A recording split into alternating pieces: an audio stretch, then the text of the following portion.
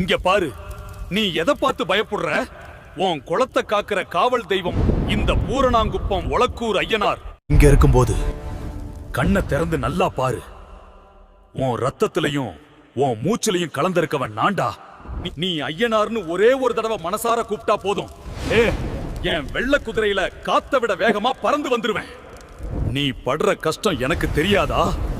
நீ சிந்தின ஒவ்வொரு சொட்டு கண்ணீருக்கும் இந்த ஒலக்கூர் ஐயனார் கண்டிப்பா பதில் சொல்லுவேன். கலங்காதே, நீ தனியாக இல்லை.